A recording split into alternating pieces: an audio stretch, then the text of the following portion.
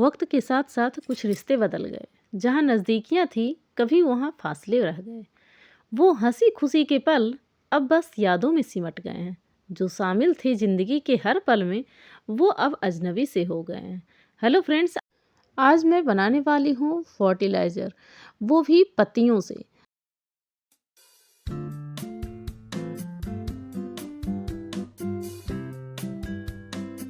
पत्तियाँ इस टाइम पे आप देख रहे होंगे कि पतझड़ का मौसम आ गया है। बिल्कुल सही टाइम है इस टाइम पे पत्तियों की खाद बनाने का। हर जगह पेड़ से पत्ते गिरे होते हैं और इस तरह से मैंने ना एक गड्ढा में इकट्ठा करके इस तरह से पत्तियों को रखी हूँ। बहुत सारी पत्तियाँ हमारे किचन गार्डन से ही निकल जाती हैं, लेकिन यहाँ मैं सूखे पत्तों को बनाने वाली हूँ। जो किचन से हमारे निकलते हैं उसको नहीं, यहाँ सूखे बिल्कुल जो ड्राई लीव्स होते हैं ना, उसका मैं बनाने वाली हूँ। तो इस तरह से गड्ढा करके इस तरह से मैं पत्ते को सारे को भर दी हूँ यहाँ पे।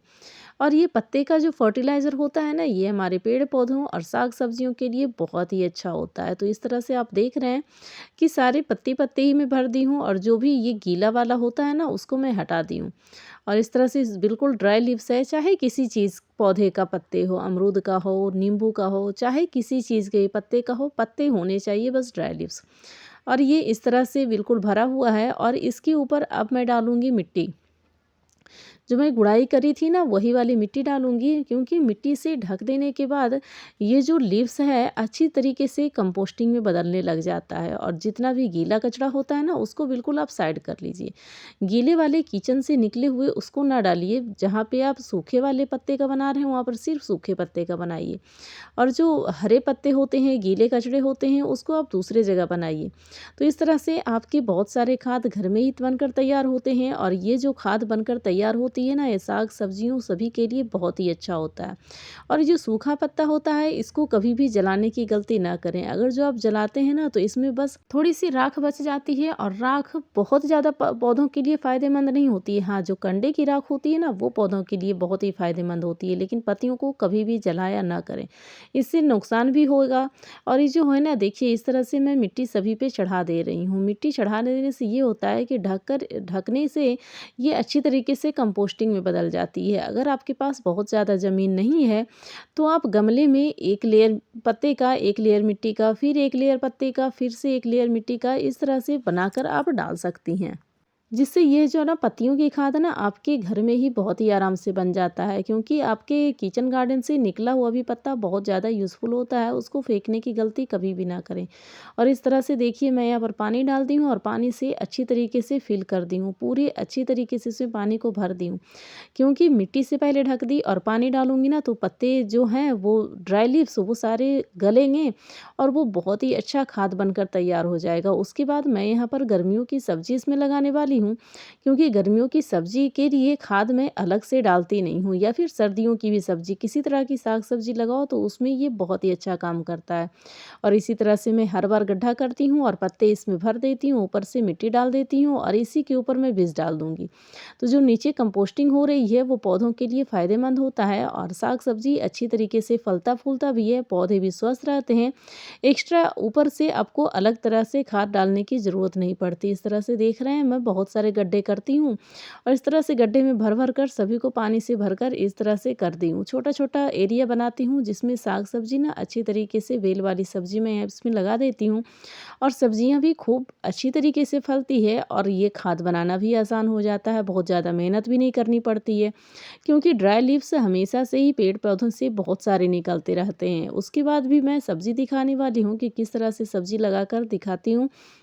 ये देखिए, सब्जियां भी खूब अच्छी खासी मात्रा में फलती है, ज़्यादा आपको परेशानी नहीं होती है, चाहे सर्दी हो या गर्मी। इसी तरीके से अगर जो आप लगाकर डालेंगी ना, तो आपकी भी सब्जी हैं अच्छी तरीके से चलेंगे। साग सब्जी या फिर आप फल फ्रूट जो भी पौधा लगाना चाहते हैं, इस तरह से डालकर गड्ढे कर दीजिए, उसमें डाल दीजिए। या फिर आपके प्लांटर है, बड़े बड़े प्लांटर में नीचे ड्राई लीव्स डाल दीजिए, फिर मिट्टी डाल दीजिए, फिर ड्राई लीव्स डाल दीजिए और फिर से मिट्टी भर दीजिए। इस तरह से करके ऊपर से पौधे लगा दीजिए, तो जो भी नीचे कंपोस्टिंग होती रहेगी, वो बहुत ही अच्छी तरीके से साग सब्जी फल फ्रूट सभी के लिए बहुत ही अच्छा होगा।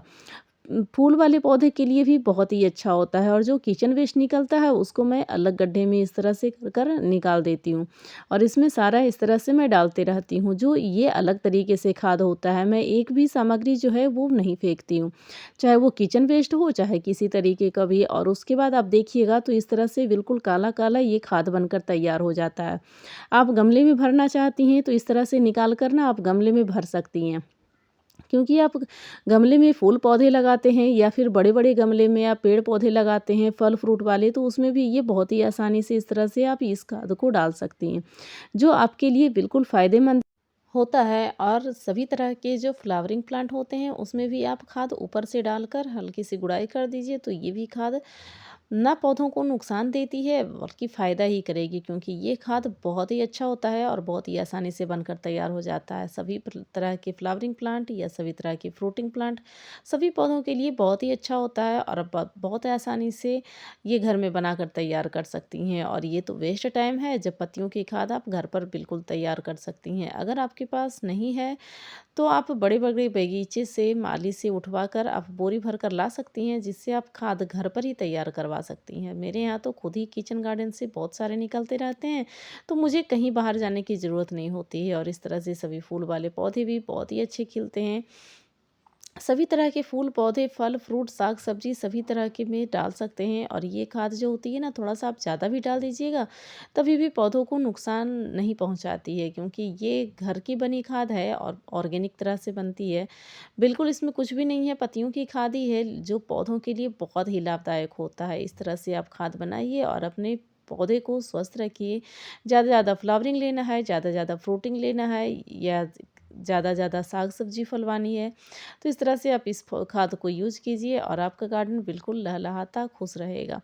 तो आपको वीडियो कैसी लगी है, और कमेंट बॉक्स में कमेंट करके बताइएगा ज़रूर। वीडियो के लास्ट तक बने रहने के लिए आपका बहुत बहुत धन्यवाद। Thank you friend, thanks for watching.